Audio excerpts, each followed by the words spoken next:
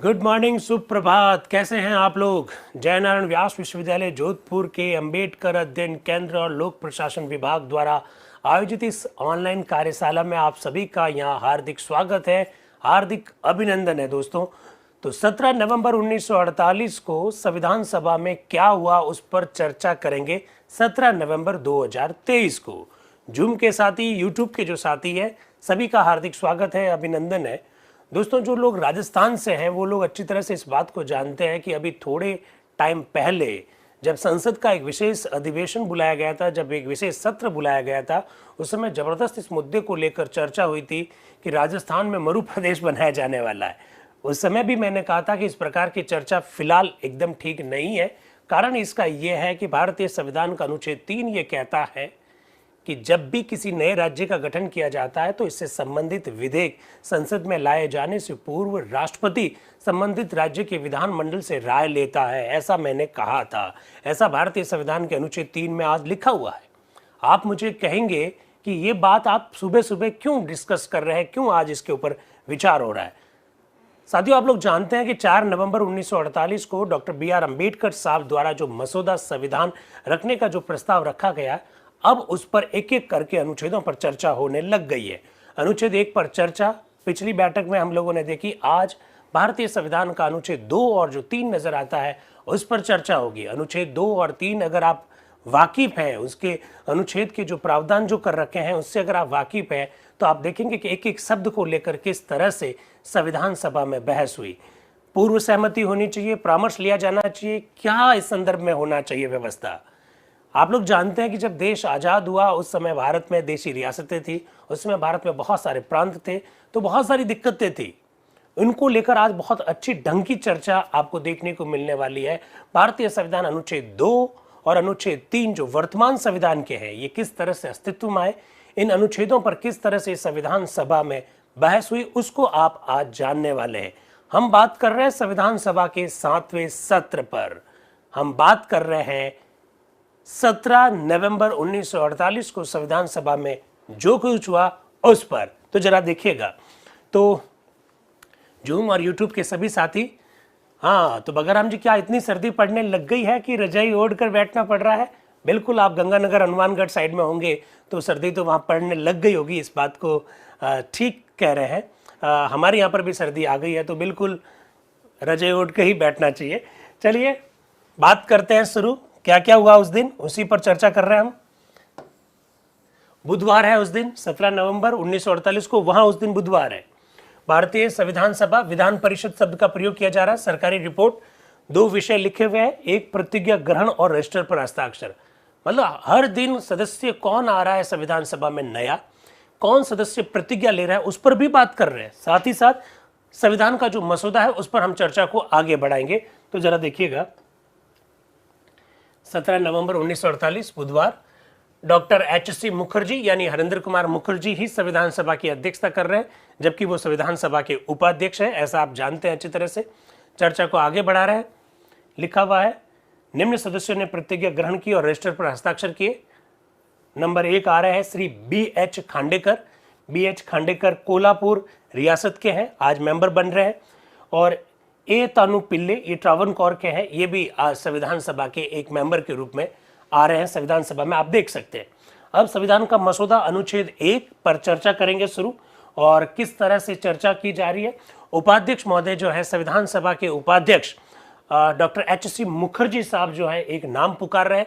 नाम जिनका पुकार रहे हैं उनका नाम है प्रोफेसर के.टी. शाह। आप दोस्तों जानते हैं प्रोफेसर के.टी. शाह बिहार से आते हैं और संविधान सभा के एक बहुत एक्टिव सदस्य के रूप में आपको दिखाई देंगे प्रोफेसर के.टी. शाह। वो अनुच्छेद 1 में कुछ चीजें जुड़वाना चाहते हैं। अगर आप अनुच्छेद 1 और अनुच्छेद 2 और अनुच्छेद 3 अगर आपने देख रखे हैं आज के, तो आप देखिएगा शुरुआत किस तरह से हो रही है। वो अनुच्छेद 1 में कुछ चीजें जुड़वाना चाह रहे हैं। यहाँ थोड़ी सी बहस होगी और इसके बाद में बहस को हम लोग आगे बढ़ाएंगे। वो ये कह रहे हैं कि अनुच्छेद 1 में आप एक शब्द जोड़ दीजिए कि जो संघ में सम्मिलित होने वाले हैं या प्रवेश होने वाले हैं या जो विलीन होने वाले, अगर वो इस पर सहमति प्रकट करते हैं तो उस संदर्भ में कुछ शब्दावली प्रोफेसर के.टी. शाह जुड़वाने वाले हैं। इसके बारे में उनका एक व्याख्यान भी होगा, वो फिर क्या कह रहे हैं उसको भी हम लोग देखने वाले हैं कि प्रोफेसर के.टी. शाह क्या कह रहे हैं। वो ये कह रहे हैं कि मैं शब्दों का हेरफेर करना चाहता हूं। मेरा ये विचार है कि ये शब्द पर्याप्त मात्रा में सार गर्भित नहीं है।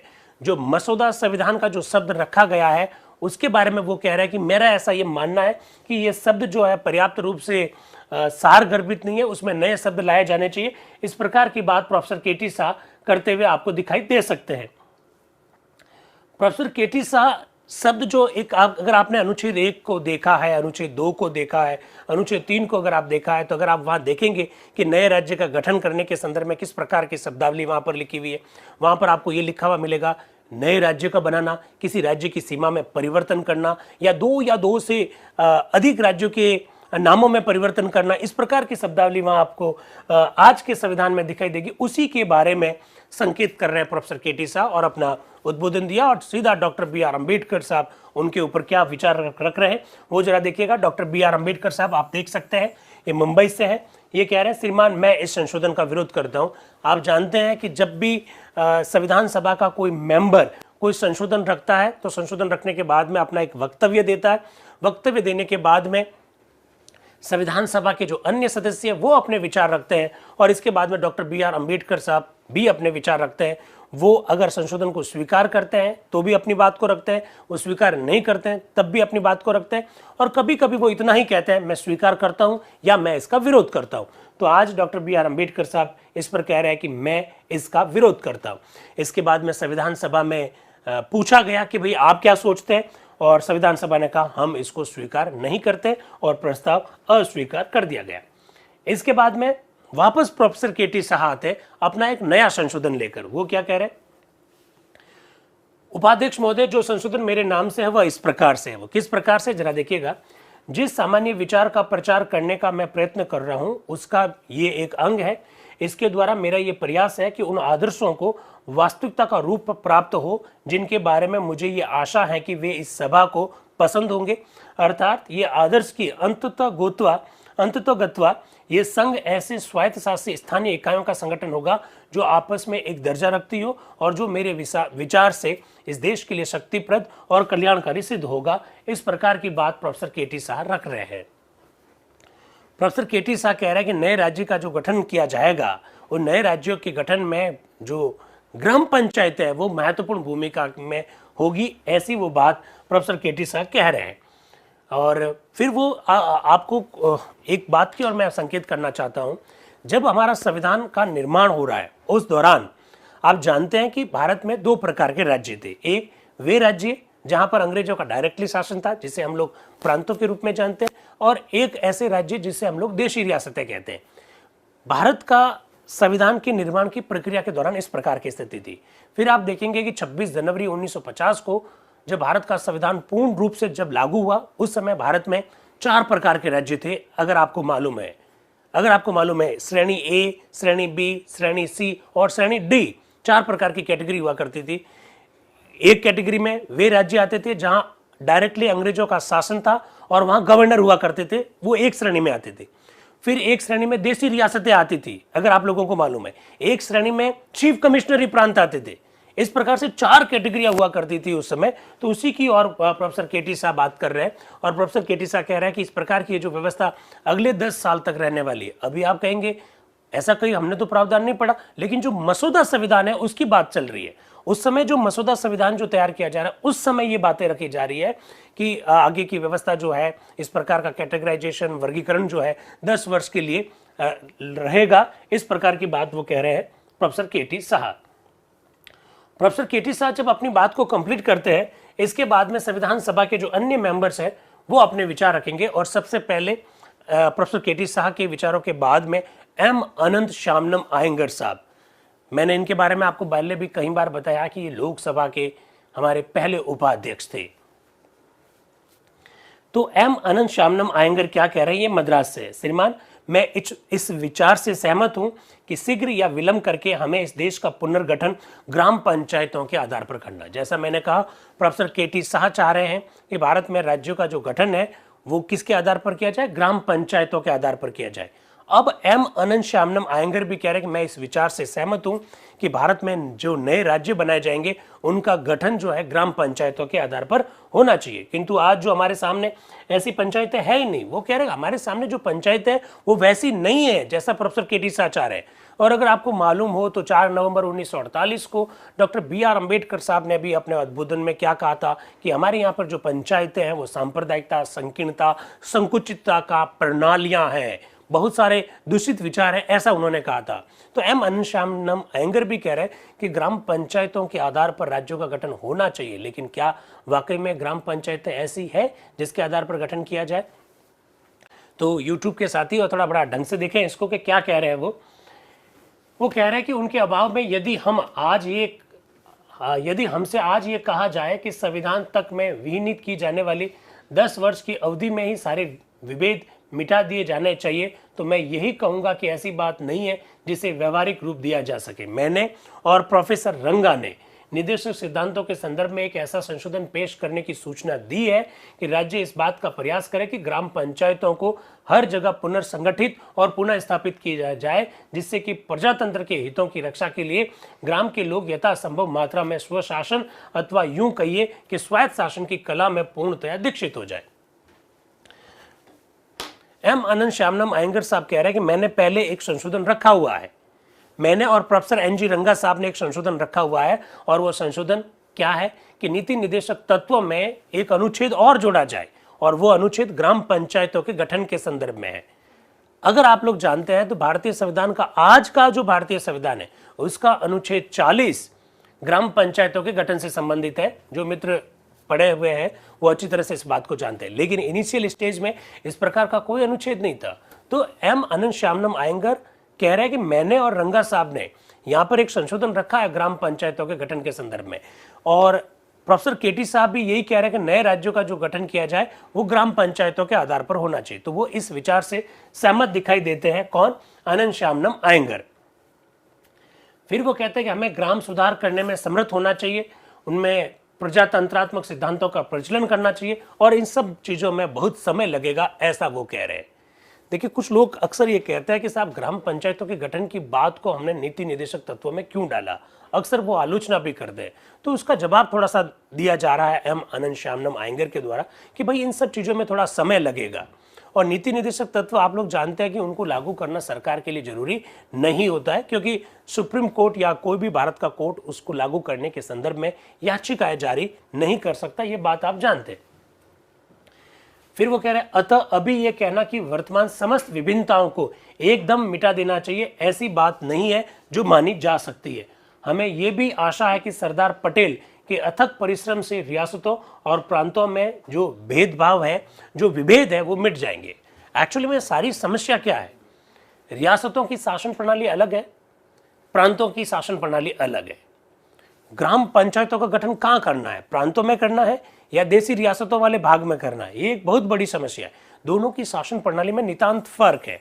एम अनंत श्यामनम अयंगर साहब कह रहे हैं कि हमें पूरा विश्वास है कि सरदार पटेल साहब रियासतों और प्रांतों में जो विभेद है, जो भिन्नताएं हैं, उनको बहुत जल्दी से मिटा देंगे। बड़ी शीघ्रता से विभेद मिटते चले जा रहे हैं और सब जगह लोकप्रिय सरकारें बनती जा रही है। मुझे विश्वास है कि इस गति से 10 वर्ष की अवधि के पूर्व ही प्रोफेसर केटी शाह के विचारों में और अन्य बेंचों पर बैठने वाले किसी व्यक्ति के विचारों में उस आदर्श के संदर्भ में कोई मतभेद नहीं होगा जिस आदर्श को हम सब प्राप्त करना चाहते हैं। अर्थात सभी जगह हम लोकतंत्र की स्थापना करना चाहते हैं, अर्थात हम सभी जगह पर ग्राम पंचायतों के माध्यम से नए राज्यों का गठन करना चाहते हैं। अभी देसी रियासतों और भारत के विभिन्न राज्यों प्रांतों में जो आपको विभेद दिखाई देता है वो थोड़े समय में मिट जाएगा, ऐसा वो कहना चाह रहे हैं। एम अनंत श्यामनम अयंगर कह रहे हैं। फिर आ रहे हैं प्रोफेसर सिब्बल लाल सक्सेना जी, जो कि संयुक्त प्रांत से आते हैं। वो क्या कह रहे हैं जरा सुनिएगा।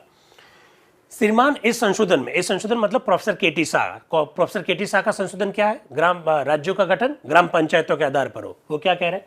श्रीमान, इस संशोधन में प्रोफेसर शाह ने 2 महत्वपूर्ण सिद्धांतों की व्याख्या की। एक सिद्धांत यह है कि 10 वर्ष के पश्चात वे ये आशा करते हैं कि भारतीय सरकार एक विशेष स्वरूप प्राप्त कर लेगी और ग्राम पंचायत के समूह के आधार पर उसका गठन हो जाएगा। ग्राम पंचायत परस्पर समान रूप से संगठित होगी और संघ के अधीन प्रकार्य करेगी। श्रीमान, मैं समझता हूं अनेकों सदस्य इन दोनों सिद्धांतों से सहमत हैं। मैंने स्वयं कुछ संशोधनों की सूचना दी है जिनमें मैंने ये विचार प्रकट किया है कि इस संविधान में निहित अनेक सिद्धांतों का 10 वर्ष के पश्चात परिवर्तन हो जाएगा। अब देखिए दोस्तों, यानी जो मसौदा संविधान जो रखा गया है, उन मसौदा संविधान में ऐसी बहुत सारी बातें हैं जो 10 वर्षों के लिए उनका प्रावधान किया जा रहा है। ऐसी बहुत सारी बातें हैं जिनका प्रावधान 10 वर्षों के लिए किया जा रहा है। आप मुझसे प्रश्न पूछेंगे ऐसा क्यों? 10 वर्ष की अवधि एक ट्रांजिशनल पीरियड के रूप में, भारत आजाद हुआ है, लोकतंत्र की जो खुशबू है उसको लेने भारत जा रहा है। एकदम हम तैयार नहीं है क्योंकि हमारे देसी रियासतों में इस प्रकार का सिस्टम नहीं रहा है, वहां लोकतंत्रात्मक सरकारें नहीं रही है, देसी रियासतों में राजतंत्र था। तो एकदम अचानक देसी रियासतों में भी हम लोकतंत्र स्थापित कर देंगे तो बहुत सारी दिक्कतें हो जाएगी। ऐसे संविधान सभा के सदस्यों के अलग अलग जो विचार देखने को मिलते हैं उनका सार ये है। आगे वो क्या कह रहे हैं? वो कह रहे हैं इस संविधान में निहित अनेकों सिद्धांतों का 10 वर्ष के पश्चात परिवर्तन हो जाएगा और उनको कानून का बल प्राप्त हो जाएगा। इसी प्रकार हमने अन्यत्र अपने संशोधनों में इस बात की व्यवस्था की है कि ग्राम शासन प्रबंध संबंधी वर्तमान पद्धति का ग्राम पंचायत के आधार पर पुनर्संगठन होना चाहिए। उस दिन सभा को यह बताया गया कि हम भारतीय गणतंत्र को स्वायत्त शासन प्राप्त ग्राम तंत्र पर स्थापित करना चाहते हैं, परंतु मैं अनुभव करता हूं कि कानून का वर्तमान रूप अस्पष्ट है, उनको स्पष्ट करना चाहिए। अतः मैं निवेदन करता हूं कि इसे इस सर्वव्यापी रूप में रखने की अपेक्षा श्री शाह को उन विभिन्न खंडों पर संशोधन रखने चाहिए जिनसे कि उन संशोधनों को जोड़ा जा सके। इस प्रकार की बात प्रोफेसर सिब्बल लाल सक्सेना जी कह रहे हैं। फिर वो कह रहे हैं कि ग्राम पंचायतों का गठन होगा कैसे। दोस्तों, आप जानते हैं राजस्थान की अगर हम लोग बात करें तो 3000 की जनसंख्या पर हमारे यहाँ पर ग्राम पंचायतों का गठन किया जाता है। मालूम है आपको? मालूम है ना, 3000 की जनसंख्या पर। अब प्रोफेसर सिब्बल लाल सक्सेना जी क्या कह रहे हैं जरा देखिएगा। अतः मैं निवेदन करता हूं कि इसे इस सर्वव्यापी रूप में रखने की अपेक्षा श्री शाह को उन विभिन्न खंडों में संशोधन करके रखनी चाहिए जिनमें कि उन संशोधनों को जोड़ा जा सके। मैं स्वयं दोनों सिद्धांतों से सहमत हूं। सर्वप्रथम अनेकों अनुसूचियों में निहित विभेद को मिटा देना चाहिए। कौन से विभेद की बात कर रहे हैं? अलग अलग जगह पर अलग अलग सिस्टम है। राज्यों मतलब जो प्रांत उस समय हुआ करते थे उनका सिस्टम अलग है और जो देशी रियासतें हुआ करते थे उनका सिस्टम अलग है। जो चीफ कमिश्नरी प्रांत जो थे उनका सिस्टम अलग है। तो पहला तो मेरा निवेदन है ये है कि जगह जगह पर ये जो विभेद है, जो भिन्नता है, उसको मिटा दिया जाना चाहिए। वो एक ऐसा कह रहे हैं। दूसरा ये कि संविधान में ग्राम पंचायत को स्थान मिलना चाहिए। मसौदा जो संविधान रखा गया उसमें ग्राम पंचायतों का उल्लेख नहीं है। अभी थोड़ी देर पहले अनंत श्यामनम अयंगर ने और थोड़े दिनों पहले मैंने भी आप लोगों को बताया था कि प्रोफेसर एनजी रंगा साहब ने नीति निर्देशक तत्वों के संदर्भ में एक संशोधन रखा, एक सुझाव रखा और कहा कि भाई नीति निर्देशक तत्वों में ग्राम पंचायतों का उल्लेख किया जाना चाहिए। बात उसी की ओर इशारा हो रहा है। दूसरा ये कि संविधान में ग्राम पंचायत को स्थान मिलना चाहिए और सर्वत्र ग्राम पंचायत के निर्णय को एक विधि के अंदर ग्रहण किया जाना चाहिए। वास्तव में गांधी जी के आदेश पर प्रोफेसर अग्रवाल द्वारा रचित संविधान में यह बताया गया कि महात्मा गांधी ये चाहते थे कि ग्राम में लोकतंत्र स्थापित होने चाहिए। ये एक जूम के जो साथी हैं और जो मेरे यूट्यूब के जो साथी हैं वो दोनों से मेरा एक आग्रह है। ये जो बोल रहे हैं संविधान सभा के सदस्य प्रोफेसर सिब्बल लाल सक्सेना जी, उन्होंने यहाँ पर एक बात का उल्लेख किया। उन्होंने कहा कि गांधी जी के आदेश पर प्रोफेसर अग्रवाल द्वारा निर्मित संविधान। ये कौन से अग्रवाल द्वारा निर्मित संविधान की बात कर रहे हैं यहाँ पर? मुझे बता सकते हैं क्या कोई? प्रोफेसर सिब्बल लाल सक्सेना जी अपने वक्तव्य के अंतर्गत ये कह रहे हैं कि गांधी जी के आदेश पर अग्रवाल द्वारा निर्मित संविधान, ये कौन से संविधान की बात कर रहे हैं? अगर आप लोगों को याद हो, श्रीमन अग्रवाल, एस.एन. अग्रवाल, गांधी जी के एक आदेश पर एस.एन. अग्रवाल साहब ने एक कॉन्स्टिट्यूशन तैयार किया था। एस.एन. अग्रवाल, यस विराट भाई, और आपने मेरी बात भी मान ली उस दिन, सेंचुरी मार ही दी आखिर। Very nice. तो एस.एन. अग्रवाल साहब ने संविधान तैयार किया था गांधी जी के कहने पर। हालांकि गांधी जी के खुद के विचार कुछ भी नहीं है, लेकिन अग्रवाल साहब ने कहा कि मैंने जो भी संविधान बनाया वो मैंने गांधी जी को चेक करवाया था और गांधी जी उससे सहमत है। तो भारत का संविधान जो बन रहा है उसमें एस एन अग्रवाल साहब द्वारा निर्मित संविधान भी एक बहुत महत्वपूर्ण भूमिका में, उसमें ग्राम पंचायतों को बड़ा महत्व दिया गया था, ये थोड़ा सा ध्यान रखिएगा। तो वो उसी की ओर इशारा कर रहे हैं। अब प्रोफेसर हसरत मोहानी जी आ रहे हैं। हसरत मोहानी जी के बारे में मैंने कई बार आपको बताया था। श्रीमान प्रोफेसर साहब द्वारा प्रस्तावित संशोधन का मैं पूर्णतः समर्थन करता हूं।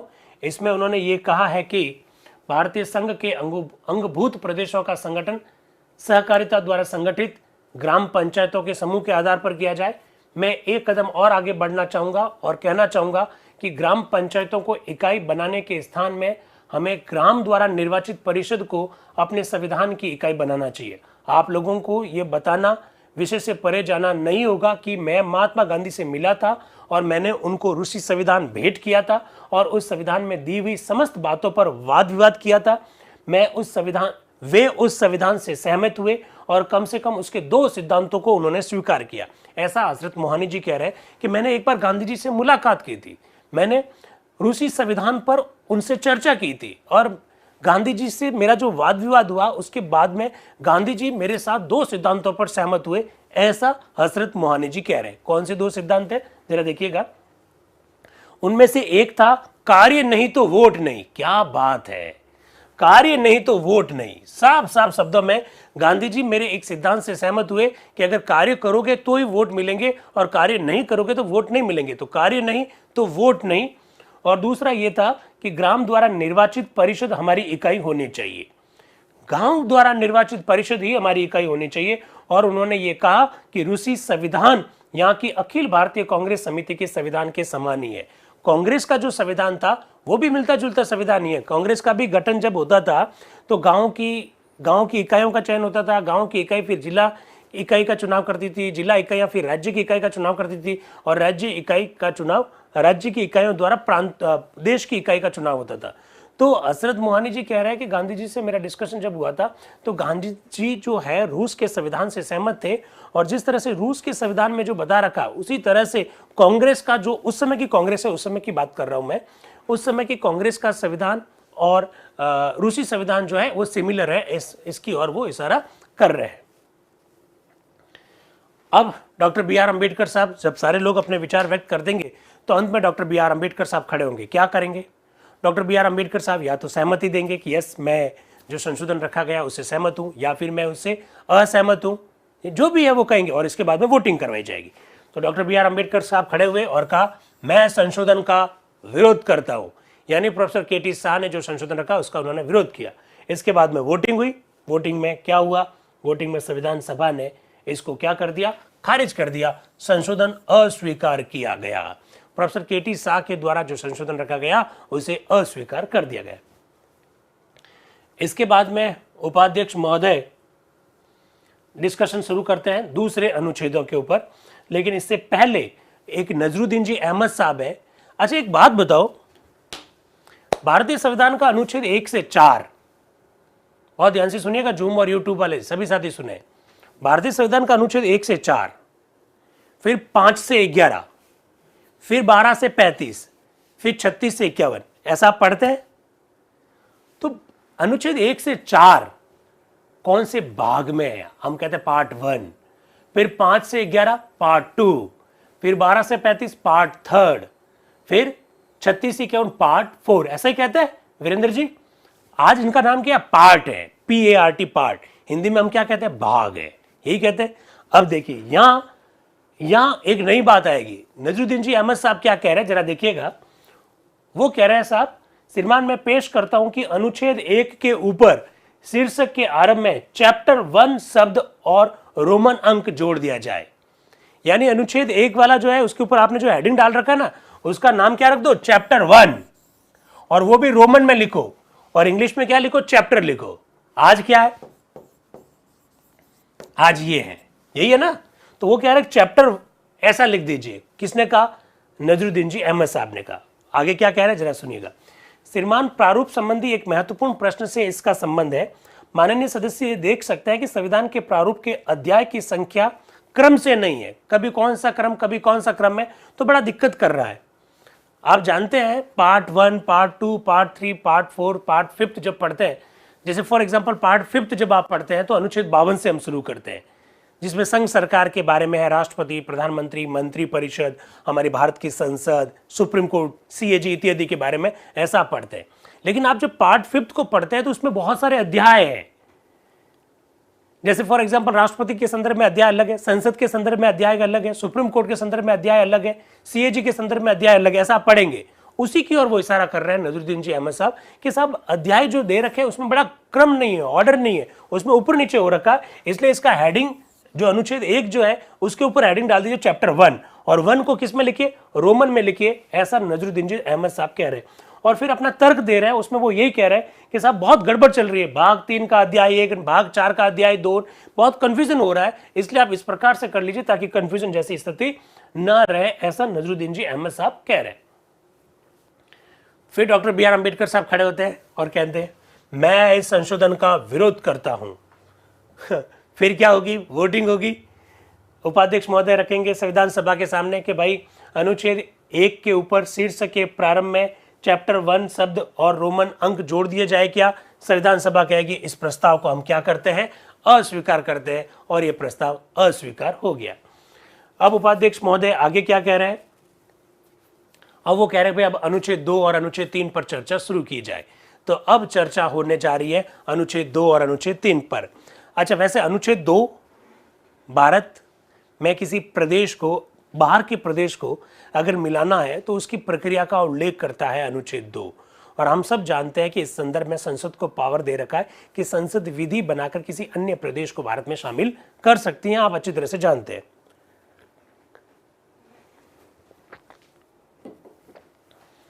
यहां क्या लिखा हुआ है जरा देखिएगा।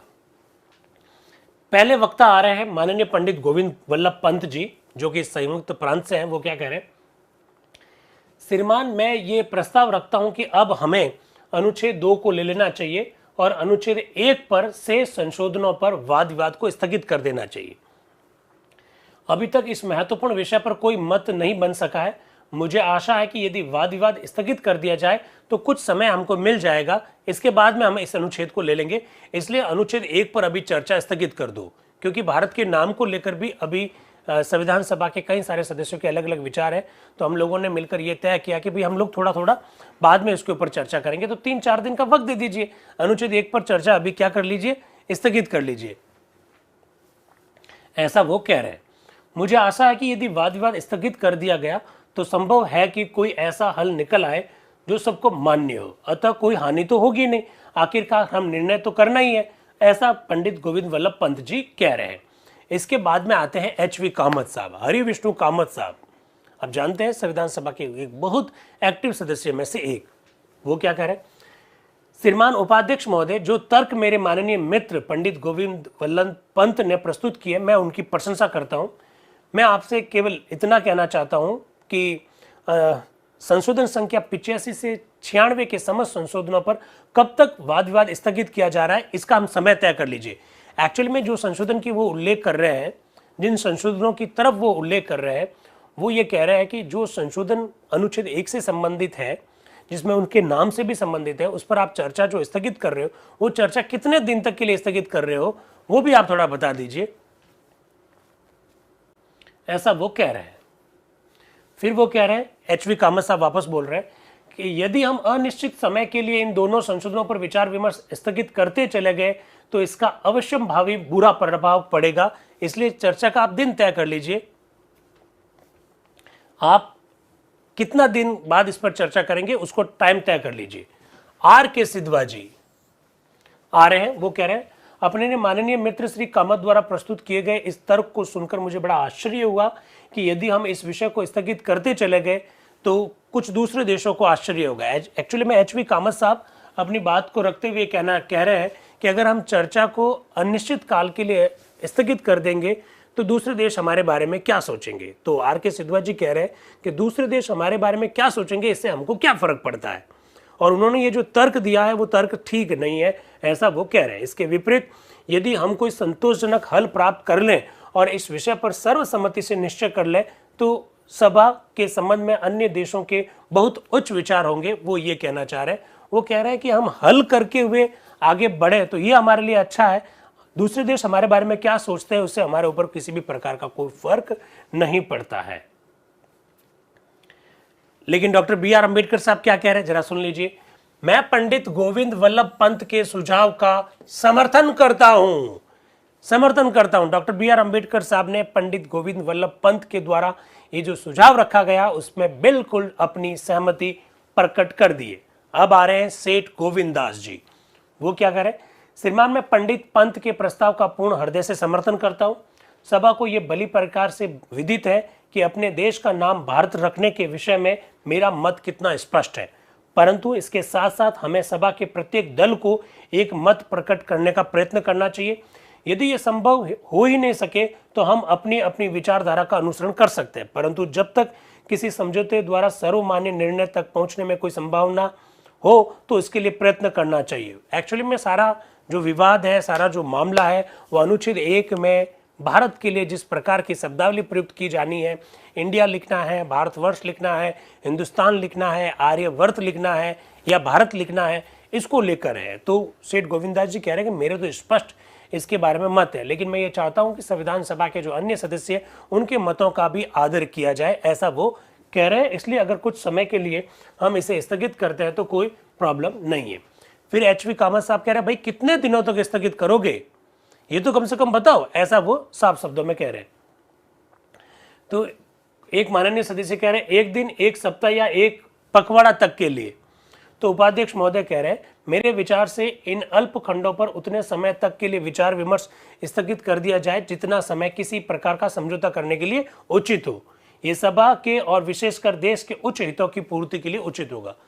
वो कह रहे हैं कि मुझे ऐसा लगता है कि अनुच्छेद 1 पर जो बाकी जो चर्चा रह गई है उसे कुछ समय के लिए, उतनी अवधि के लिए स्थगित कर दिया जाए जितने की सभी देश के हितों का, सभी हमारे देश के जो हित है उसका प्रतिनिधित्व हो सके।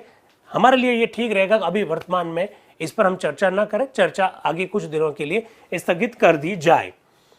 इस प्रकार की बातें चल रही है। अब आता है अनुच्छेद 2। अनुच्छेद 2 पर चर्चा प्रारंभ हो रही है। प्रस्ताव यह है कि अनुच्छेद 2 को संविधान का भाग मान लिया जाए। तो एच.वी. कामत साहब कह रहे पहले अनुच्छेद 1 पर तो वोट ले लो।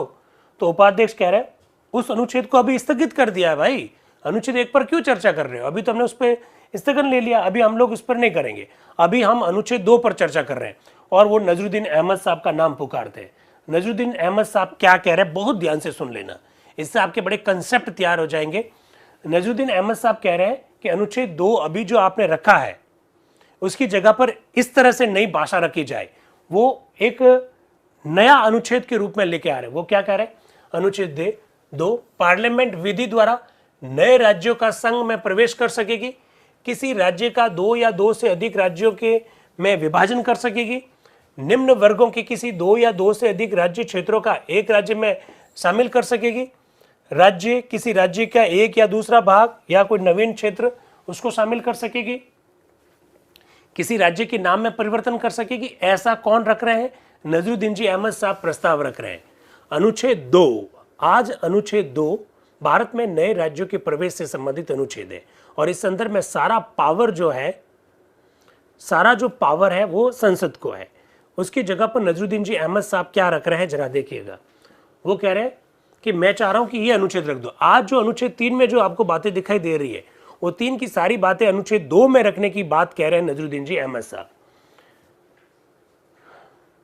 ये देखिए आप स्पष्ट रूप से देख सकते हैं।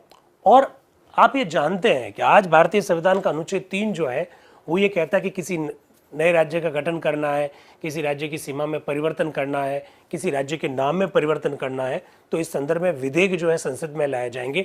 लेकिन संसद में विधेयक लाए जाने से पूर्व राष्ट्रपति संबंधित राज्य के विधानमंडल से राय लेता है। आप ये जानते हैं अच्छी तरह से। आज भारतीय संविधान के अनुच्छेद 3 में ऐसा लिखा हुआ है। शब्दों की जादूगरी क्या है, तकनीकी शब्दों का महत्व क्या है, शब्दों की प्रासंगिकता क्या है, शब्दों की पृष्ठभूमि क्या है, इसको आप यहां देख लीजिएगा। क्या कह रहे हैं वो, यदि विधेयक में दी गई प्रस्तावना का प्रभाव प्रथम अनुसूची के भाग 1 में उस समय उल्लेखित रहे किसी राज्य अथवा राज्यों की सीमाओं अथवा नामों पर पड़ता है तो विधेयक को रखने के संदर्भ में और उस विधेयक के प्रावधानों के संदर्भ में राष्ट्रपति ने उस राज्य के अथवा प्रत्येक राज्य के जैसी भी स्थिति हो विधानसभा के और यदि 2 सदन है तो विधान मंडल के दोनों सभाओं से विचार विमर्श निश्चित रूप से न जान लिया हो तब तक बिल नहीं रखा जाएगा। यानी इसका मतलब यह है कि इस संदर्भ में कोई भी विधेयक संसद में लाए जाने से पहले राष्ट्रपति संबंधित राज्य के विधान मंडल से विचार विमर्श करेगा। ऐसी शब्दावली रखने के बारे में नजरुद्दीन जी अहमद साहब अपना संशोधन रख रहे हैं। तो आप देख सकते हो।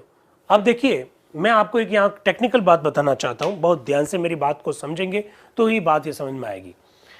मैंने आज कम से कम 3 बार ये बोला कि भारत में उस समय 2 प्रकार के राज्य थे, एक देसी रियासतें थी और एक वो प्रांत थे जहां पर डायरेक्टली अंग्रेजों का शासन था, जैसे बॉम्बे, जैसे मद्रास, जैसे बिहार, जैसे उड़ीसा, जैसे बंगाल, ये डायरेक्टली अंग्रेजों का शासन था। और जिन प्रांतों के नाम मैंने बोले वहाँ गवर्नर हुआ करते थे। लेकिन भारत की एक बहुत बड़ा हिस्सा ऐसा था जहाँ देशी रियासतें थी, जहाँ राजा महाराजा थे, जैसे राजस्थान के जोधपुर, जयपुर, डूंगरपुर, इतनी सारी रियासतें, बीकानेर, जैसलमेर, उदयपुर, ये सब रियासतें हुआ करती थी। इसी प्रकार से और भी भारत के विभिन्न हिस्सों में रियासतें हुआ करती थी। 563 रियासतें थी देश की आज़ादी के समय। शायद आप ये भी जानते होंगे कि जब देशी रियासतों का भारत में विलय किया जा रहा था तो प्रत्येक देशी रियासत के साथ इंस्ट्रूमेंट ऑफ एसेशन, विलय पत्र पर हस्ताक्षर किए गए थे।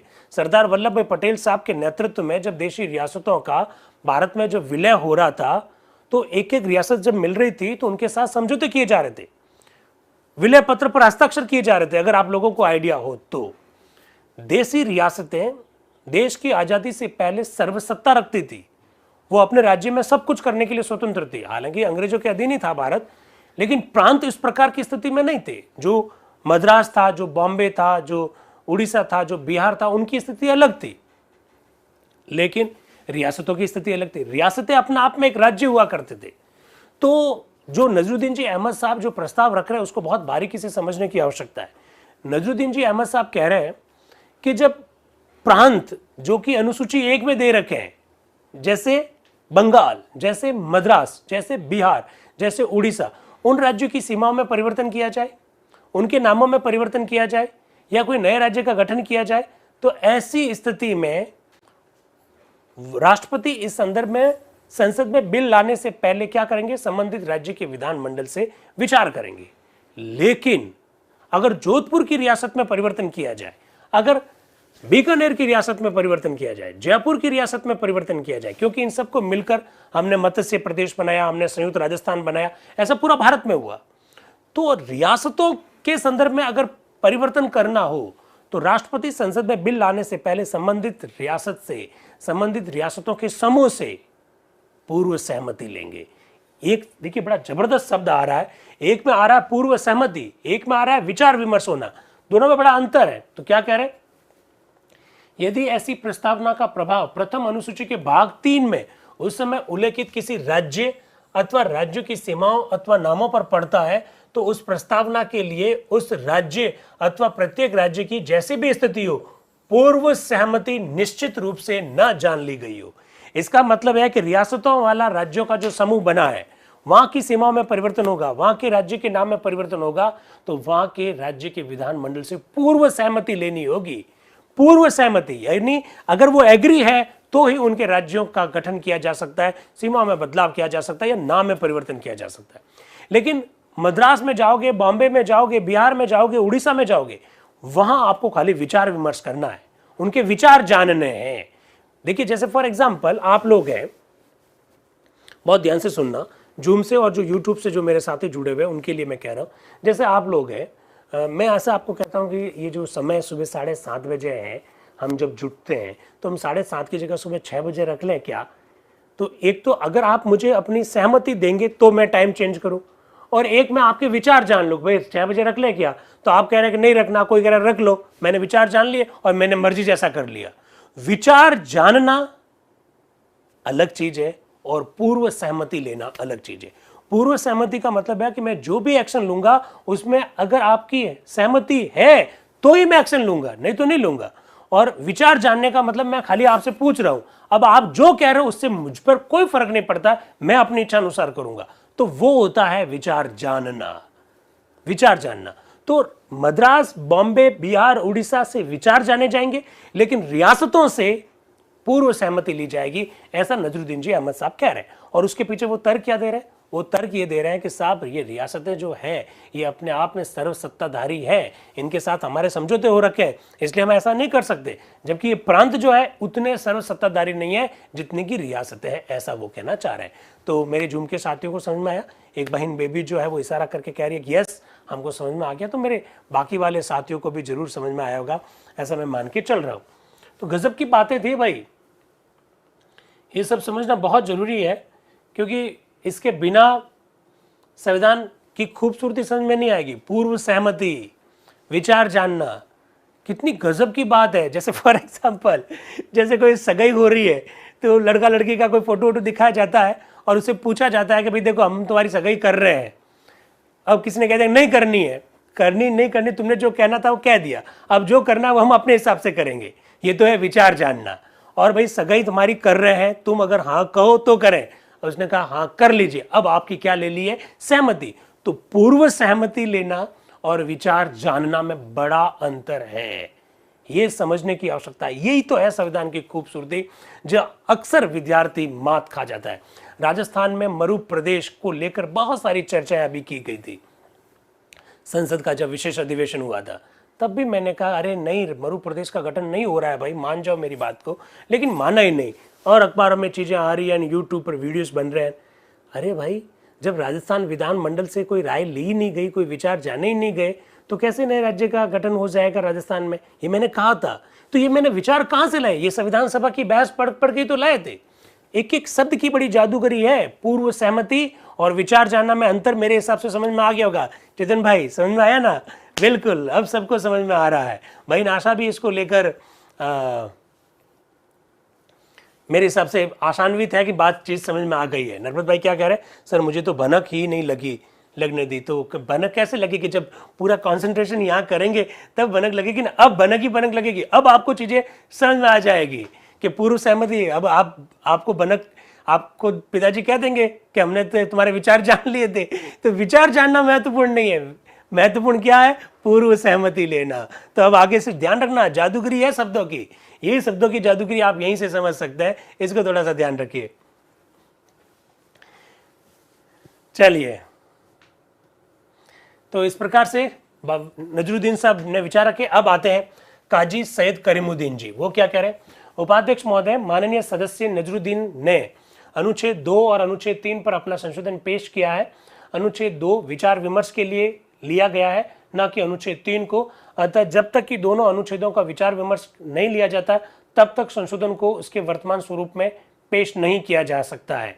उपाध्यक्ष साहब करीमुद्दीन साहब की बात को एकदम साइड में करते हैं और वो नजरुद्दीन से कह रहे हैं आप तो बोलते जाइए, इस तरह से बात हो रही है। फिर करीमुद्दीन साहब बोल रहे हैं, श्रीमान आपकी व्यवस्था क्या है? करीमुद्दीन साहब कह रहे, अरे साहब आपने उनको बोलने का कह दिया, जो मैं कह रहा हूं आप तो मेरी बात को समझे ही नहीं।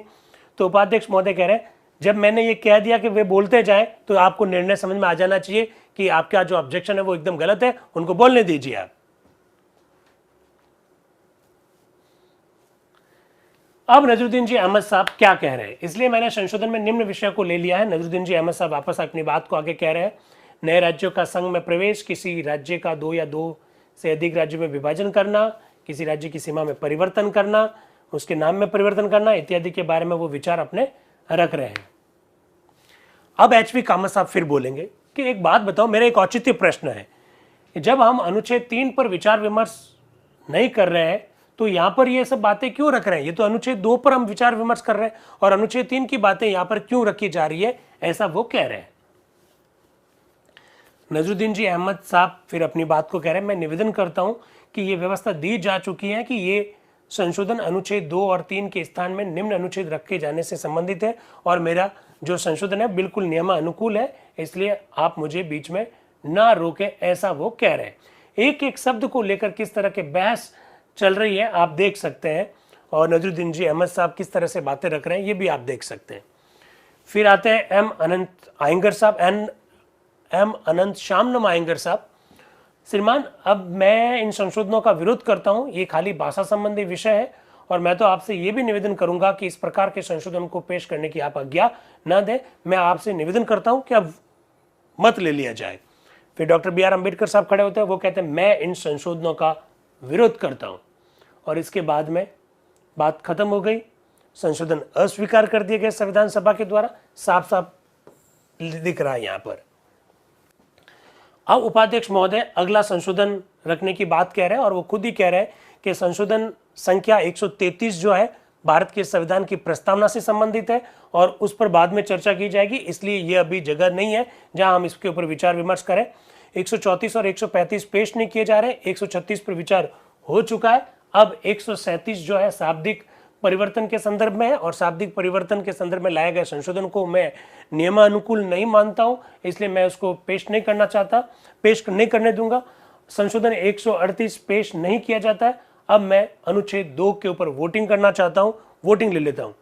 इसी बीच में HV कामत साहब बोल रहे हैं। श्रीमान, मैं अनुच्छेद 2 पर बोलना चाहता हूं। बोलो, बोलिए साहब। उपाध्यक्ष महोदय, मुझे ऐसा प्रतीत होता है कि इस अनुच्छेद में कुछ कमी रह गई है, जिसकी मेरे माननीय मित्र जो कि योग्य स्मृतिज्ञ और विचार विशेषज्ञ है, समिति द्वारा इस अनुच्छेद का प्रारूप बनाते समय पूर्ति करेंगे। यदि हम संघीय संविधान समिति की रिपोर्ट को देखें, मैं इस कमेटी की रिपोर्ट की पेज पढ़ रहा हूं, ऐसा वो कह रहे हैं, और वो कह रहे हैं कि भाई जो आपने हेडिंग डाला है वो हेडिंग थोड़ा सही नहीं है, आपने संघ की संसद हेडिंग डाल दिया है, तो संसद का हेडिंग ही खुद अपने आप में पर्याप्त है, संघ की संसद जैसा शब्दावली बोलने की कोई आवश्यकता नहीं है। डॉक्टर अंबेडकर साहब कह रहे हैं कि मैं उनसे संतुष्ट हूं और मैं इसको स्वीकार कर लेता हूं। अब आ रहा है अनुच्छेद 3, अनुच्छेद 3, और एक एक करके अब उसके ऊपर संशोधन वगैरह आएंगे। के संतानम साहब आ रहे हैं रखने के लिए अपना संशोधन, जो कि मद्रास से है। वो कह रहे हैं साहब, अनुच्छेद 3 के खंड क में निम्न शब्द बढ़ा दिया जाए। क्या शब्द बढ़ा दिया जाए? अथवा राज्यों या राज्यों के भागों में अन्य प्रदेशों को मिलाकर। इसका मतलब वो ये कहना चाहते हैं नए राज्यों के गठन की प्रक्रिया के संदर्भ में अनुच्छेद 3 जो है उसमें के संतानम साहब अपना एक संशोधन रख रहे हैं और वो कह रहे हैं कि उसमें कुछ चीजें और जोड़ दी जाए। वो आगे बोल रहे हैं, मुझे सभा का समय नहीं लेना है ज्यादा, ये केवल खंड क को पूर्ण तर्कयुक्त बनाता है, क्योंकि किसी समाविष्ट राज्य के एक भाग से अन्य प्रदेशों को मिलाकर जो भारत द्वारा अवाप्त किए जा सकते हैं एक नया राज्य बनाया जा सकता है। एक्चुअली में आप जानते हैं अनुच्छेद 3 नए राज्यों के गठन के संदर्भ में नए राज्य 2 या 2 से अधिक राज्यों को मिलाकर बनाया जा सकता है, किसी एक राज्य का क्षेत्र लेकर किसी दूसरे राज्य का क्षेत्र लेकर भी बनाया जा सकता है।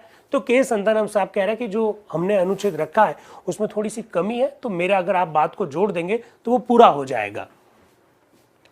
एम अनंत श्यामनम कह रहे हैं कि मैं सभा से ये निवेदन करता हूं कि संशोधन को स्वीकार कर लिया जाए, क्योंकि इस संशोधन को जोड़ने से अनुच्छेद पूर्ण हो जाएगा, ऐसा वो कह रहे हैं।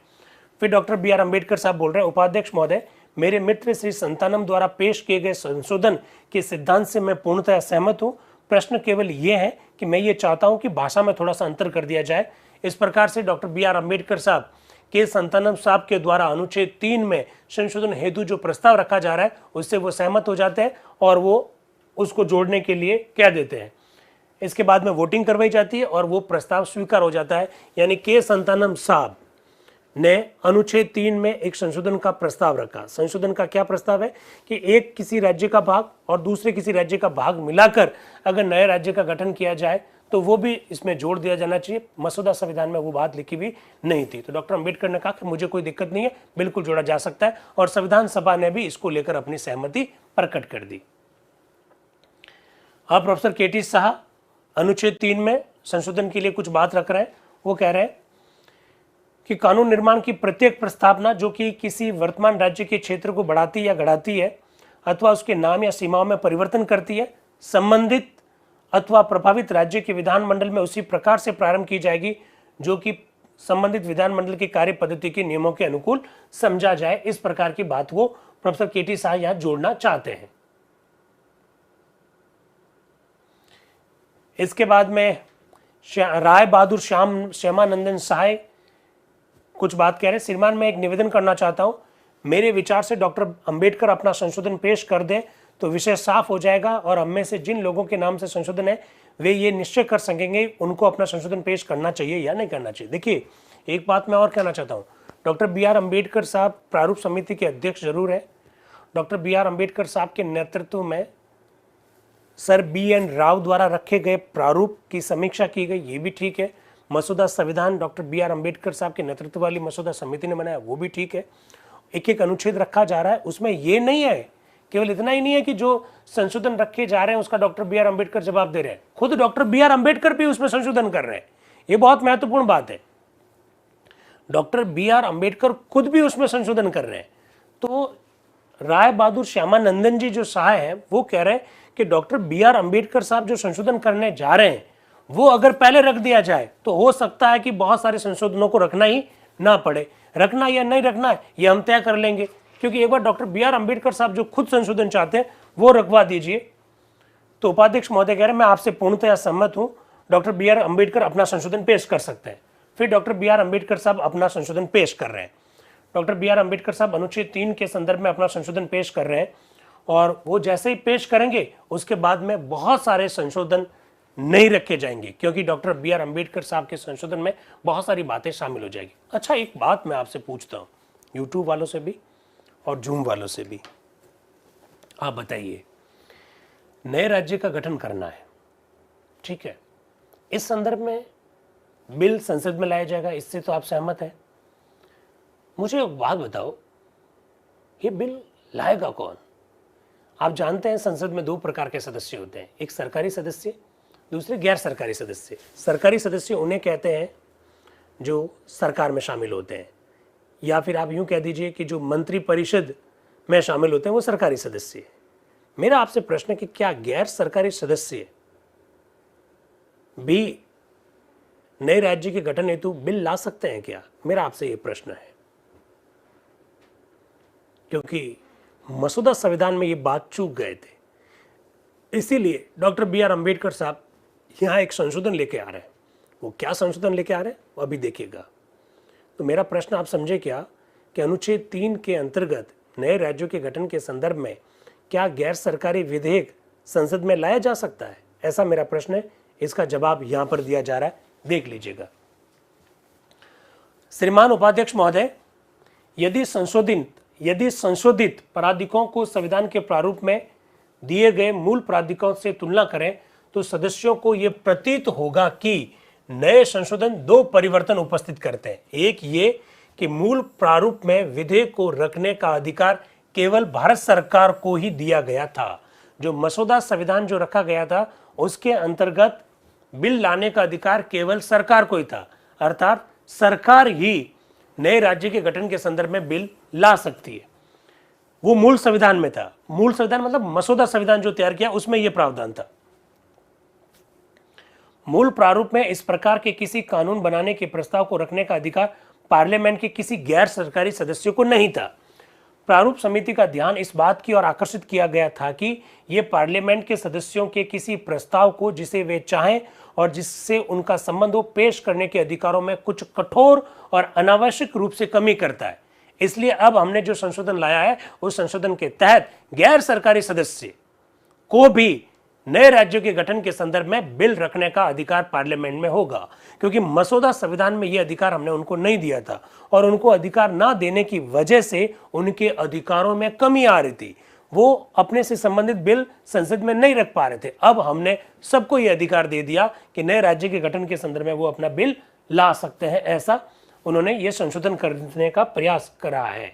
अब बड़ी गजब की बात आएगी, एक दूसरा परिवर्तन के संदर्भ में और जो bill doctor B R Ambedkar साहब के द्वारा संशोधन जो किया जा रहा है बिल के माध्यम से, वो देखिएगा। मैंने आप लोगों को कहा, क्या कहा? मैंने कहा कि नए राज्यों के गठन करने के संदर्भ में 2 प्रकार का सिस्टम बनाया जा रहा है। एक, रियासतों से तो ली जाएगी पूर्व सहमति, और जो प्रांत जो है पहले से उन प्रांतों के जाने जाएंगे विचार। ऐसा मैंने थोड़ी देर पहले कहा था। विचारों को जानना और पूर्व सहमति में बड़ा अंतर है। विचारों के जानने में कई बार जो मैं विचार रख रहा हूं उसको आपने जान तो लिया, लेकिन उसको मानने ये जरूरी नहीं है। और पूर्व सहमति में मेरे से पूछे बिना कोई काम नहीं हो सकता है। ये बड़ा अंतर है, अभी थोड़ी देर पहले मैंने इसको क्लियर किया। डॉक्टर बी आर अम्बेडकर साहब क्या कह रहे हैं जरा सुनिएगा। दूसरा परिवर्तन क्या है वो जरा देखिए। मूल अनुच्छेद 3 में किसी संविधान निर्माण के लिए भारतीय सरकार के अधिकार को 2 प्रतिबंध से नियंत्रित किया गया था, जो कि निम्न है। प्रतिबंध ये थे कि किसी कार्य के आरंभ करने से पूर्व उस राज्य के विधान मंडल में उस क्षेत्र के प्रतिनिधियों के बहुमत द्वारा राष्ट्रपति से ये निवेदन किया जाना चाहिए या विधेयक में दी गई हुई प्रस्तावना जिसे राज्य की सीमाओं अथवा नाम पर प्रभाव डालती हो, उस राज्य के विधान मंडल द्वारा उस संदर्भ में प्रस्ताव रखा गया हो। यहाँ ये और भी दिया गया था कि ऐसा कोई छोटा अल्पमत हो सकता है जिसकी ये दृढ़ धारणा हो कि उसकी स्थिति तब तक सुरक्षापूर्ण नहीं की जा सकती है कि राज्यों की सीमाओं में परिवर्तन नहीं होगा और उस विशिष्ट अल्पमत को दूसरे राज्य के बंधुओं से मिलने नहीं दिया जाएगा।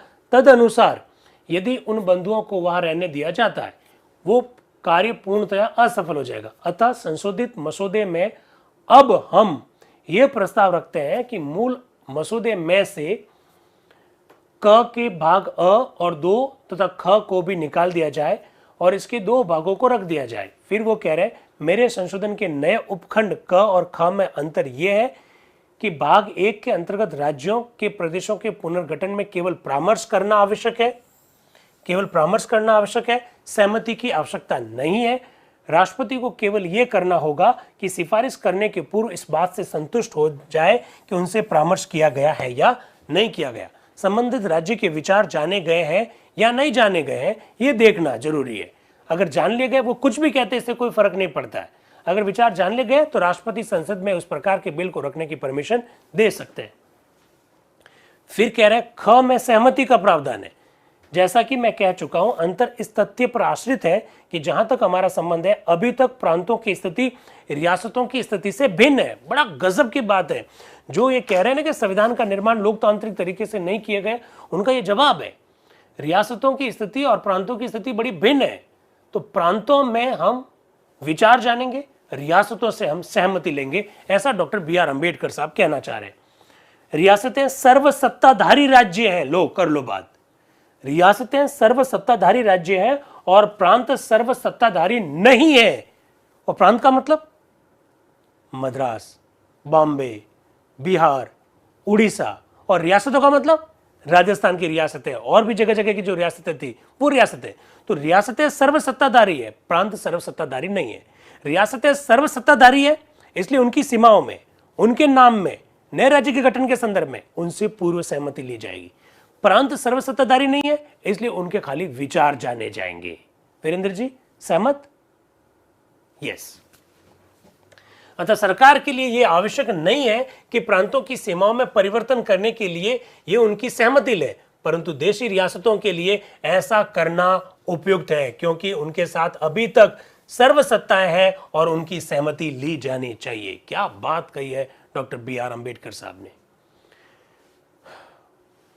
फिर वो प्रोफेसर शाह द्वारा जो पेश किए गए संशोधन है उसका कह रहे हैं कि इनमें कोई अंतर नहीं पड़ेगा, इसलिए वो उसको खारिज कर देते हैं। क्या मतलब लोकतांत्रिक तरीके से संविधान का निर्माण हो रहा है, आप देख सकते हैं। फिर के संतानम साहब कह रहे हैं, उपाध्यक्ष महोदय मैं नहीं कह सकता कि प्रोफेसर शाह अपने संशोधन की पेचीदगियों को पूर्णतः समझते हैं भी हैं या नहीं समझते। यदि उनका संशोधन मान लिया जाता है तो उसका ये आशय होगा कि किसी भी राज्य का अल्पमत एक नए प्रांत बनाने या समवर्ती प्रांत में मिलने के लिए प्रदेश पृथक करने का निवेदन नहीं कर सकेगा जब तक कि वह उस राज्य के विधानमंडल में बहुमत प्राप्त ना कर ले। इस प्रकार की बात कह रहे हैं। फिर सिद्धवा जी का नाम पुकारा जाता है। जैसे ही सिद्धवा जी बोलने के लिए खड़े होते हैं तो एच वी कामत साहब बीच में बोल जाते हैं। एच वी कामत साहब बोल रहे होते हैं तो फिर उपाध्यक्ष महोदय कह रहे हैं नहीं सिद्धवा जी को बोलने दीजिए। फिर सिद्धवा जी बोल रहे हैं, प्रोफेसर शाह द्वारा प्रेषित संशोधन के विरुद्ध में श्री संथानम ने जो तर्क उपस्थित किया मैं उससे सहमत नहीं हूं, ऐसा वो कह रहे हैं। उन्होंने कहा कि आंध्र के पृथक करने का प्रस्ताव यदि मद्रास विधानमंडल में बहुमत से गिर जाता है तो डॉक्टर अंबेडकर द्वारा पेश किए गए प्रस्ताव के अंतर्गत उन सदस्यों को जिन पर प्रभाव पड़ता है केंद्र के राष्ट्रपति के समक्ष अपना विषय रखने का अधिकार है। इस प्रकार की बातें नए राज्यों के गठन के संदर्भ में हो रही है, आप देख सकते हैं अलग अलग तरीके से। फिर उपाध्यक्ष महोदय नजरुद्दीन जी अहमद साहब का नाम पुकार रहे हैं। अब नजरुद्दीन जी अहमद साहब ने अपना संशोधन पेश करने से इनकार कर दिया। अब हृदयनाथ कुंजरू आ रहे हैं जो कि संयुक्त प्रांत से हैं। शब्दों की जादूगरी देखिएगा जरा, क्या शब्द बोले जा रहे हैं जरा देखना इसको। उपाध्यक्ष महोदय मैं ये प्रस्ताव रखना चाहता हूं। कौन सा प्रस्ताव रखना चाहते हैं? डॉक्टर अंबेडकर के संशोधन में जो अभी पेश किया गया है, पूर्व सहमति शब्दों के स्थान में विचार शब्द और ले ली गई हो शब्दों के स्थान में जान लिए हो शब्द रखे जाए। क्या बात है! पूर्व सहमति शब्द के स्थान पर तो विचार लिख दो और ले ली गई हो उन शब्दों के स्थान पर जान लिए गए हो ये शब्द रख दिए जाए, ऐसा हृदयनाथ जी कुंजरू साहब कहना चाह रहे हैं। तो एक एक करके विचार आ रहे हैं, आप समझ सकते हैं किस प्रकार के विचार आ रहे हैं। अलग अलग संविधान सभा के सदस्य नए राज्य के गठन को लेकर बड़े चिंतित है कि किस तरह से उसकी प्रक्रिया होगी, नए राज्यों के संदर्भ में राज्यों की क्या भूमिका होगी, क्योंकि भारत उस समय दो भागों में स्पष्ट रूप से विभाजित आपको दिखाई देता है। रियासतें अलग सिस्टम है उनका और प्रांतों का सिस्टम अलग है, इसलिए थोड़ी सी दिक्कतें आप यहाँ महसूस कर सकते हैं। अलग अलग लोगों के जो विचार है वो मैंने आपके सामने रखे हैं। हृदयनाथ कुंजरू ने एक लंबा उद्बोधन दिया। फिर राय बहादुर श्यामानंदन जी आ रहे हैं, वो क्या कह रहे हैं? उपाध्यक्ष महोदय मेरी सम्मति से प्रांतों का निर्माण करना और वर्तमान प्रांतों और रियासतों की सीमाओं का पुनर्विभाजन करना एक व्यापक रोग का रूप ग्रहण कर रहा है। एक व्यापक रोग का रूप ग्रहण कर रहा है, ऐसा वो कह रहे हैं। मैं ये अनुभव करता हूं कि आधुनिक काल में एक भाषा भाषी और सांस्कृतिक शब्दों का जितना दुरुपयोग हुआ है उतना पहला कभी भी नहीं हुआ। आप जानते हैं नए राज्यों का गठन किस आधार पर किया जाए, इस संदर्भ में भारत के संविधान में किसी भी प्रकार का कोई आधार कॉन्स्टिट्यूशन में उल्लेखित नहीं है। नए राज्यों के गठन का आधार का उल्लेख संविधान में नहीं है, लेकिन आप जानते हैं ये भी कि भारत में सांस्कृतिक एकता के कारण नए राज्यों का गठन हुआ। आप ये भी जानते हैं भारत में भाषा के आधार पर राज्यों का गठन हुआ। आप ये भी जानते हैं भारत में अंतर्राष्ट्रीय सीमाओं के आधार पर राज्यों का गठन हुआ। आप ये भी जानते हैं भारत में भौगोलिक क्षेत्र के विस्तार के आधार पर नए राज्यों का गठन हुआ, लेकिन संविधान में कुछ भी लिखा हुआ नहीं है। राय बहादुर श्यामानंदन सहाय कह रहे हैं कि साहब ये जो भाषा के आधार पर राज्यों का गठन और सांस्कृतिक एक रूपता के आधार पर राज्यों का गठन जो कर रहे हो वो थोड़ा ठीक नहीं है, इसका दुरुपयोग हो सकता है। कानून निर्माण में और विशेषकर ऐसे कानून निर्माण में जिस पर हम विचार कर रहे हैं, हमारे लिए ये निश्चय करना आवश्यक है कि हमें किस प्रकार की प्रवृत्तियों को प्रोत्साहन देना चाहिए और किस प्रकार की प्रवृत्तियों को प्रोत्साहन नहीं देना चाहिए। इस संदर्भ में वो विचार प्रकट करते हुए कह रहे हैं कि मुझे इसमें संदेह नहीं है कि डॉक्टर अंबेडकर के संशोधन जो उन्होंने अपने मसौदे पर पेश किए हैं कुछ ऐसे ही विचारों से पोषित है जिनको मैंने आपके तथा सभा के समक्ष रखा है। मसौदे में जिस प्रकार से अनुच्छेद दिया हुआ है वह केवल ये निर्धारित करता है कि सीमाओं के पुनर्संगठन अथवा राज्य के नाम परिवर्तन का विधेयक तभी रखा जाएगा जबकि इस प्रकार की इच्छा उस राज्य क्षेत्र के प्रतिनिधियों के बहुमत द्वारा प्रकट की गई हो। मेरी सम्मति में मसौदे में दी गई अनुच्छेद की यह भाषा संदिग्ध है, क्योंकि इसके अनुसार राज्य क्षेत्र के प्रतिनिधि का अर्थ समस्त प्रांत के राज्य क्षेत्र से हो सकता है और वर्तमान मसौदे के अंतर्गत समस्त प्रांत के प्रतिनिधियों को इसके पूर्व की इस प्रकार का कानून निर्माण पार्लियामेंट में आ सके अपनी सम्मति देने की आवश्यकता हो सकती है। इस प्रकार से वो बात कह रहे हैं। वो कह रहे हैं कि पूर्व सहमति शब्द आपने रखे हैं, पूर्व सहमति शब्द भी रखे जाने चाहिए। मेरे विचार से दोनों प्रांतों के लिए और देशी राज्य दोनों के लिए पूर्व सहमति शब्द होने चाहिए, ऐसा वो कह रहे हैं। डॉक्टर बी आर अम्बेडकर साहब जो संशोधन रख रहे हैं उसके तहत राज्यों से प्रांतों से तो विचार जाने जाएंगे और रियासतों से पूर्व सहमति ली जाएगी। ये कह रहे हैं नहीं, रियासतों से और प्रांतों दोनों से पूर्व सहमति ली जानी चाहिए, ऐसा साफ साफ शब्दों में वो कह रहे हैं। डॉक्टर अंबेडकर द्वारा उपस्थित किए गए प्राधिकों के भाग क में ये शब्द है, उनकी ओर वो इशारा कर रहे हैं। श्रीमान ये प्रांतों के संदर्भ में है। जब वे इस प्राधिक के भाग ख पर आते हैं तो प्रथम अनुसूची के भाग 3 में उल्लिखित राज्यों और देशी राज्यों के संबंध में वो अलग बात करते हैं, तो वहां वो पूर्व सहमति कहते हैं, यहाँ विचार की बात करते हैं। इसको हटा देना चाहिए और सभी से पूर्व सहमति ही लेनी चाहिए। इसलिए वो कह रहे हैं कि विचार शब्द हटाओ और उसकी जगह पर सहमति शब्द लिख दो। फिर ठाकुरदास भार्गव जो कि पूर्व पंजाब से हैं, वो कह रहे हैं जनाब वाइस प्रेसिडेंट साहब, मैं इस चंद ख्यालात इस अमेंडमेंट पर और प्रोफेसर के टी शाह के अमेंडमेंट पर अपनी बात को रखने के लिए यहाँ खड़ा हुआ हूँ, वो अपनी बात को कह रहे हैं। किस तरह से नए राज्यों के निर्माण की प्रक्रिया आगे बढ़ी, उस पर वो बात कह रहे हैं। फिर श्री रोहिणी कुमार चौधरी जी जो आसाम से हैं, वो भी कह रहे हैं, वो क्या कह रहे हैं? श्रीमान, ये मेरा दुर्भाग्य है कि मुझे सभा के 2 सदस्य प्रोफेसर केटी शाह और प्रोफेसर हरदरनाथ कुंजरू के संशोधनों का विरोध करना पड़ रहा है। मैं इन संशोधनों का इस कारण विरोध नहीं कर रहा हूं कि मैं उनको कम चाहता हूं, परंतु इस कारण से कि मैं डॉक्टर अंबेडकर के संशोधन को अधिक चाहता हूं, और वह इसलिए कि वह वर्तमान परिस्थिति के पूर्णतया अनुकूल है। संविधान सभा में कुछ मेंबर्स अपनी बात को रखते हुए कह रहे हैं कि प्रांतों और देशी रियासतों दोनों के संदर्भ में आप नए राज्य का गठन करना चाहते हो तो पूर्व सहमति शब्द लिख दीजिए। डॉक्टर अंबेडकर कह रहे हैं कि प्रांतों के लिए हम विचार जानना लिखेंगे और देशी रियासतों के संदर्भ में पूर्ण सहमति लिखेंगे। अब जो रोहिणी कुमार चौधरी जी जो अपने विचार रख रहे हैं, वो कह रहे हैं कि मैं डॉक्टर अंबेडकर के विचारों से ज़्यादा अपने आप को निकट महसूस करता हूँ, क्योंकि ये ज़्यादा अनुकूल है, ऐसे वो अपनी बात को रखते हुए कह रहे हैं। फिर वो कह रहे हैं, श्रीमान प्रोफेसर शाह के संशोधन की भाषा अथवा उसके असंतोषजनक रूप तथा उपक्रमण शब्द के आधार पर मैं उसका विरोध नहीं कर रहा हूँ। मैं उनसे इस बात से पूर्णतः सहमत हूँ कि यदि किसी प्रस्ताव के पक्ष में वह राज्य बिल्कुल ही नहीं है जिस पर उस प्रस्ताव का प्रभाव पड़ता है, तो उस प्रस्ताव पर किसी भी सभा द्वारा विचार नहीं किया जाए, ऐसा वो कह रहे हैं।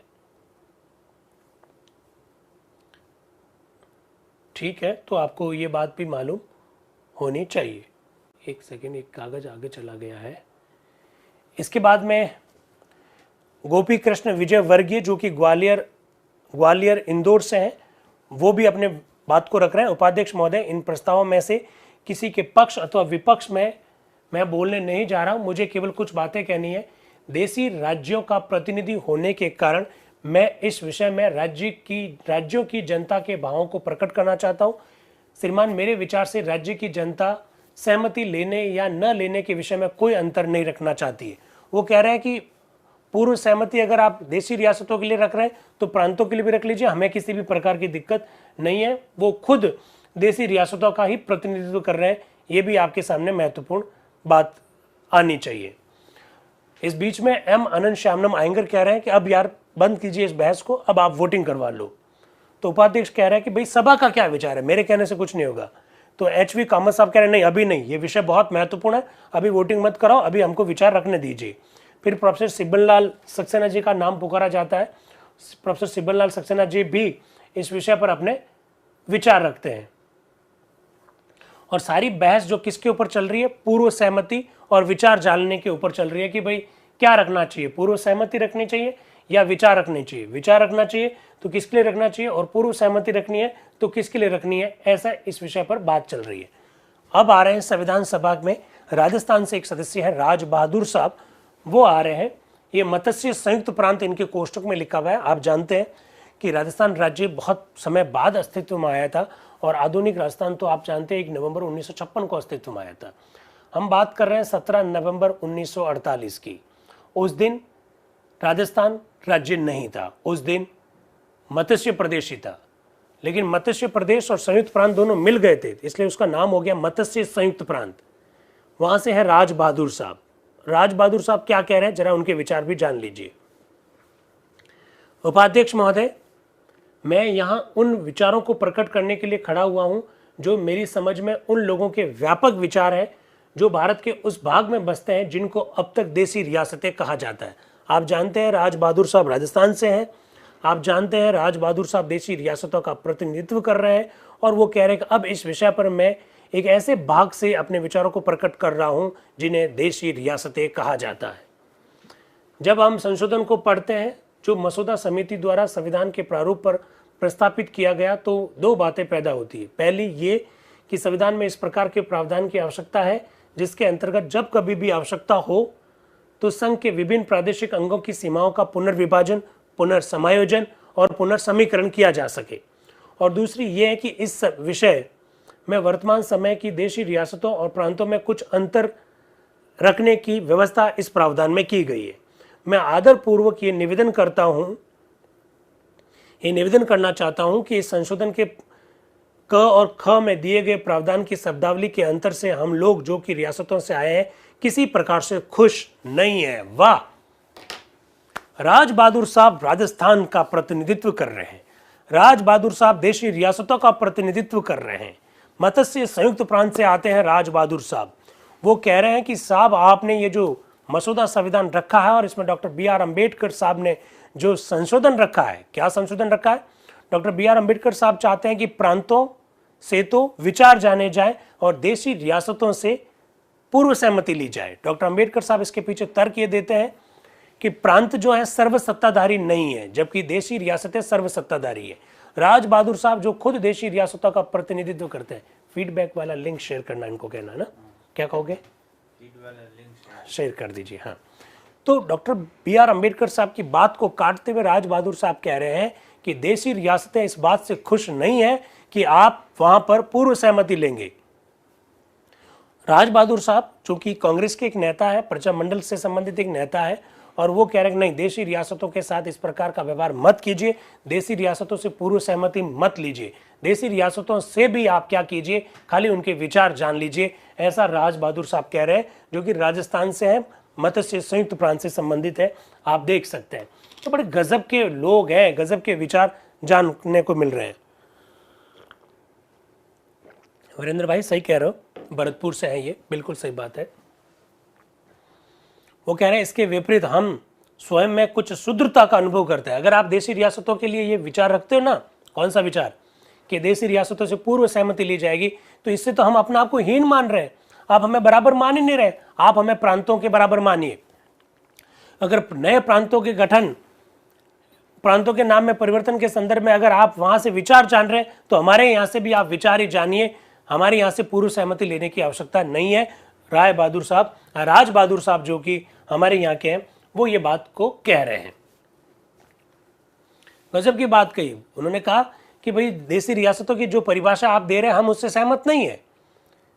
यहां तक वो राज बहादुर साहब बोल रहे हैं। वो कह रहे हैं मुझे पूर्ण विश्वास है कि जब मैं इस व्याख्या का विरोध प्रकट करता हूं तो मैं रियासत की जनता का प्रतिनिधित्व करते हुए कह रहा हूं। मैं कोई अकेला व्यक्ति नहीं हूं जो अपने विचारों को प्रकट कर रहा हूं, मैं रियासतों का प्रतिनिधित्व करते हुए अपनी बात को रख रहा हूं, ऐसा कह रहे हैं। लिंक आप लोगों को शेयर कर दिया गया है, आप देख लीजिएगा उसको और उसके हिसाब से जवाब दीजिएगा। फिर वो आगे बात कह रहे हैं, भारतीय संघ की जनता का संगठित आत्मबल और प्रयत्न किसी भी अड़ियल दल को ठीक मार्ग पर लाएगा तथा उन लोगों को भी सुधार करेगा जो देश की शेष जनता की प्रवृत्तियों के अनुकूल विचार नहीं रखते हैं। उन्होंने हैदराबाद का भी एग्जाम्पल दिया कि हैदराबाद में क्या हुआ। इस प्रकार से राज बहादुर साहब अपनी बात को रख रहे हैं, आप देख सकते हैं। फिर वो ये कहकर मैं अपने विचारों को समाप्त करता हूं कि जहां तक इस परिषद का संबंध है, हमने दो निश्चित सिद्धांतों को मान लिया है, अर्थात समस्त संघ के एकीकरण और गणतंत्र के सिद्धांत। जब हमने पूरे देश को एक मान लिया है तो देशी रियासतों के साथ इस प्रकार का व्यवहार, इस प्रकार के प्रावधान क्यों किए जा रहे हैं, ऐसा वो कह रहे हैं।